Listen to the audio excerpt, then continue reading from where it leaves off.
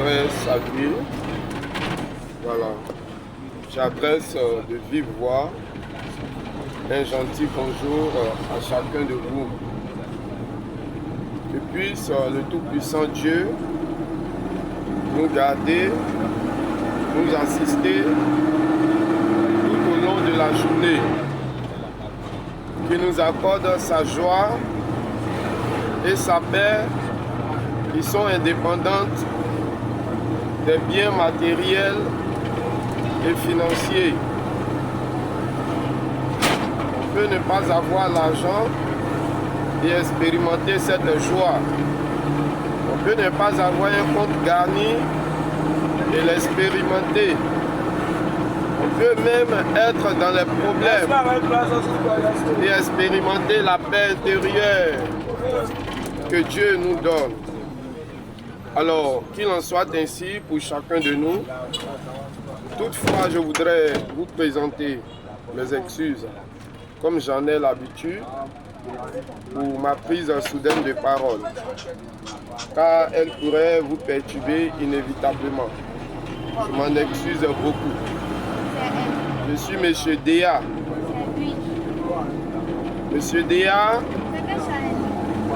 a reçu comme responsabilité toutes les fois qu'il se trouvera dans un bus, dans un car, il a reçu la responsabilité de partager la bonne nouvelle de Dieu, à savoir l'évangile. Jésus-Christ, qui est l'élément central autour duquel gravite tout ce qui concerne la Bible. Alors ce matin, le Seigneur Dieu voudrait, par le passage que nous allons parcourir, nous parler de la possibilité pour lui d'agir en tout temps, d'agir en toutes circonstances dans la vie de chaque personne. Rien ne lui est impossible. Il lui est possible même de ressusciter les morts. Il lui est possible de faire ce que l'homme ne peut imaginer. Et même au-delà de ce qu'on espère, il lui est possible. La seule chose qu'il nous demande au préalable, c'est une ferme confiance en lui. Une ferme confiance dans sa capacité à agir. Merci beaucoup. Merci. Dans sa capacité à agir.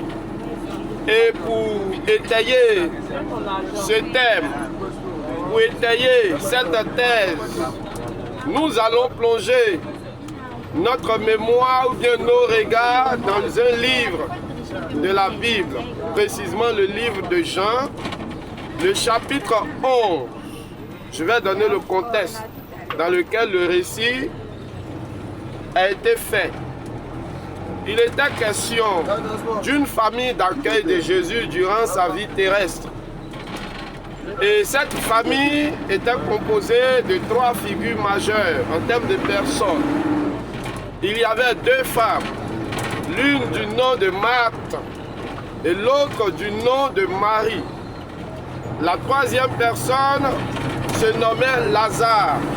Lazare était le petit frère ou le frère tout simplement à ses 2 sœurs. Et tous les 3 résidaient dans une ville appelée Béthanie. Béthanie était une petite ville. Et Jésus, après avoir parcouru les autres contrées d'Israël, après avoir annoncé l'évangile, il y allait se recueillir. C'était un lieu de refuge, de repos, de retraite, en quelque sorte pour lui.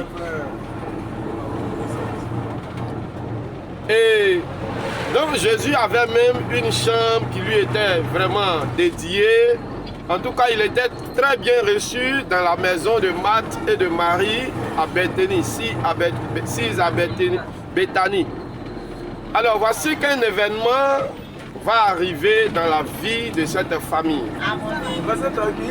L'événement va concerner la vie de leur frère appelé Lazare.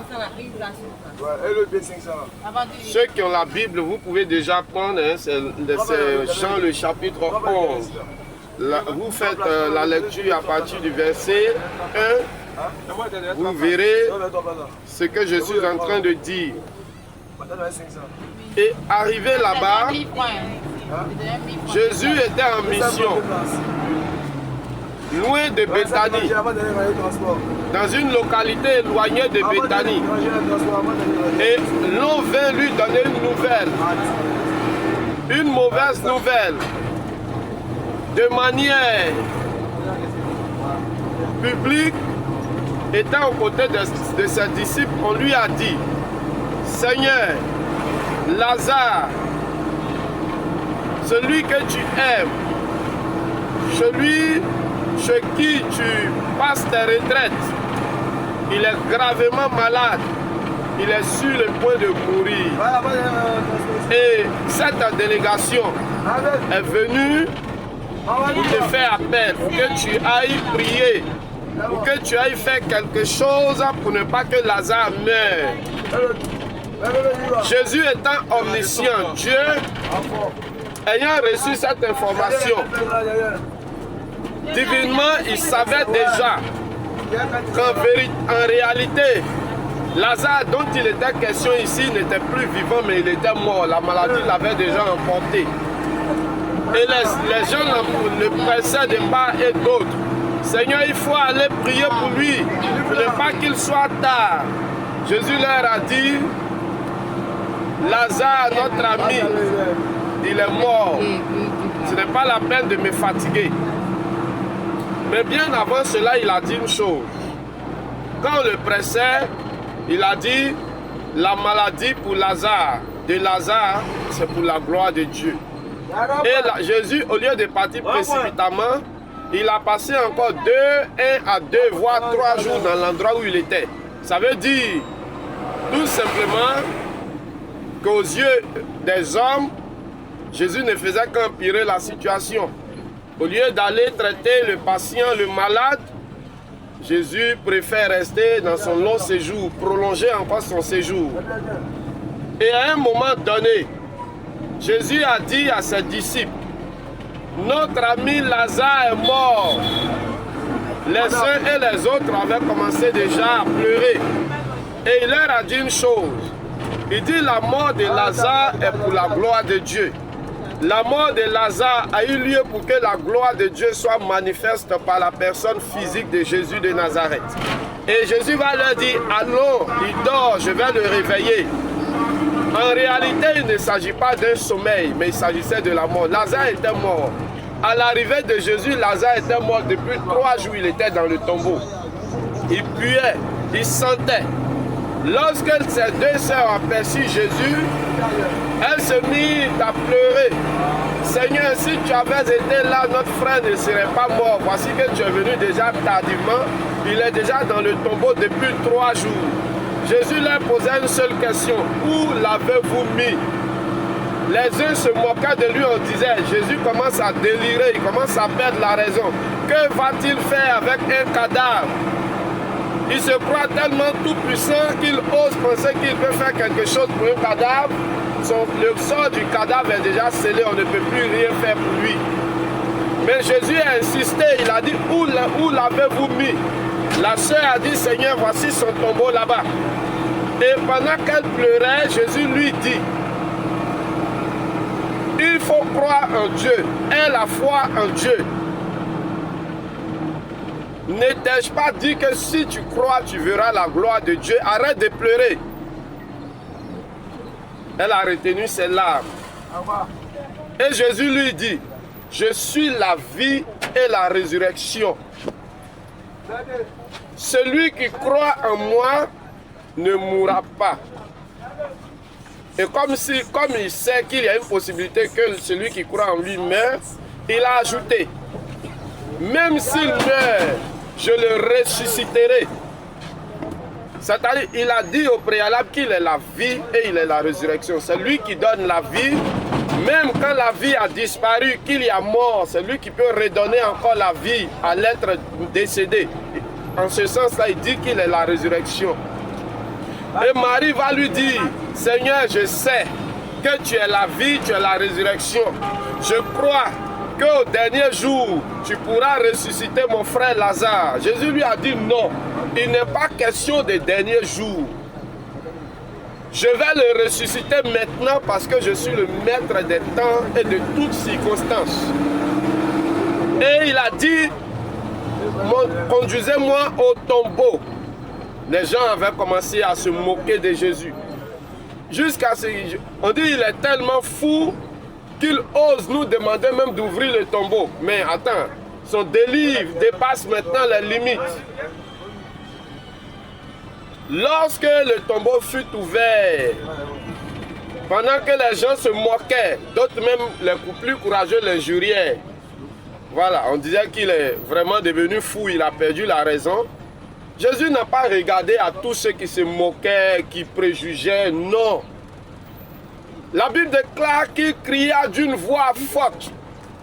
Lazare sort du tombeau. Et le mort sortit du tombeau, les pieds et les mains liés. Ah, ce fut la débandade. Un mort, un cadavre sorti du tombeau. Parce que quelqu'un lui ordonna, c'était du jamais vu, voir une résurrection en direct. D'ailleurs, même Lazare sortait du tombeau comme un zombie. Hein? Il était dans un linceul, attaché, tout ça. Et Jésus dit, détachez-le, déliez-le. Vous voyez, c'était du jamais vu dans l'histoire d'Israël. C'était du jamais vu dans l'histoire de la Bible. 3 jours dans le tombeau, Jésus l'a ressuscité. Les autres morts, les autres malades graves, là, peut-être c'est 1 heure de décès. Bon, aujourd'hui, avec la médecine moderne, on pourrait dire que c'était un état comateux. Mais il n'était point question parce que là, c'était 3 jours, il sentait déjà, il était dans le tombeau. Il était en décomposition. Vous voyez un peu. Alors, je voudrais comparer la vie de quelqu'un à la vie de Lazare. Lazare qui avait atteint un degré, un état d'irrécupérabilité, on ne pouvait même plus le récupérer. C'est-à-dire, à l'échelle humaine, on ne pouvait plus rien faire pour sauver Lazare. Mais la seule personne qui a pu faire quelque chose pour Lazare, ce fut Jésus-Christ de Nazareth. Et c'est Jésus dont je parle, il n'est pas mort, il est vivant. Il a connu la mort physique.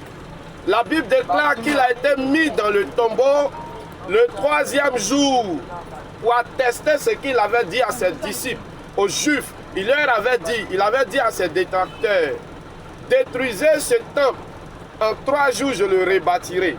Comme ils étaient limités dans leur connaissance, ils pensaient que Jésus parlait du temple qui était à Jérusalem. Mais en vérité, Jésus parlait de son propre corps qui est le temple véritable, éternel de Dieu. Donc, pour attester cela, Jésus, le 3e jour, est ressuscité d'entre les morts.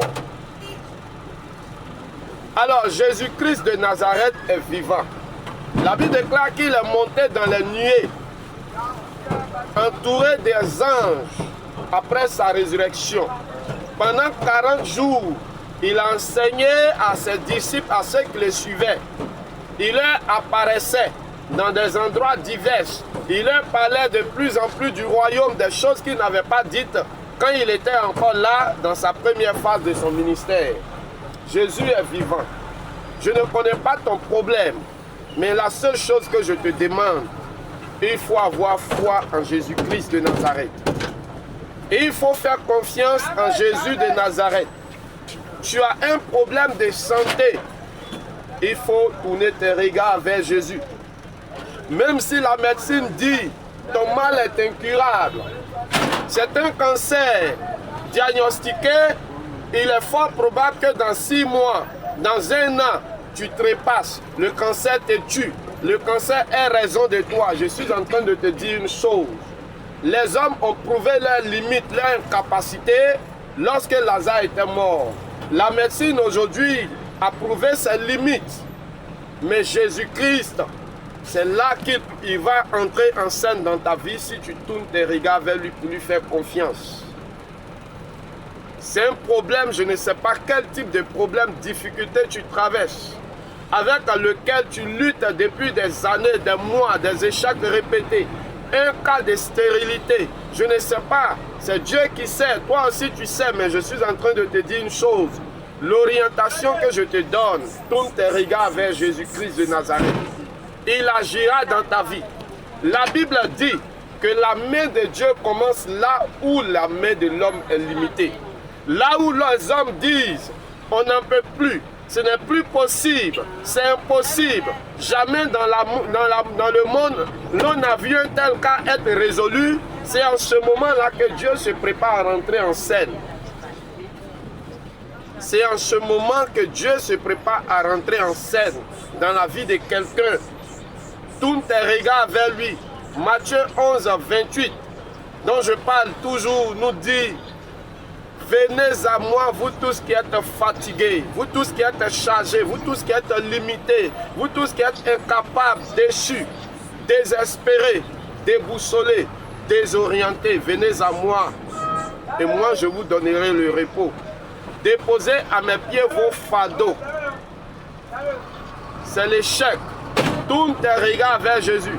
Moi qui vous parle, j'ai expérimenté la toute-puissance de Jésus. C'est ce qui a été l'une des pièces principales qui m'a poussé jusqu'aujourd'hui à marcher avec Jésus. En ce temps-là, je n'étais pas encore fils de Dieu. Je n'étais pas encore chrétien. Je menais une vie loin de Dieu. Mais j'ai eu vraiment une difficulté dont je peinais à m'en débarrasser. J'avais tout fait.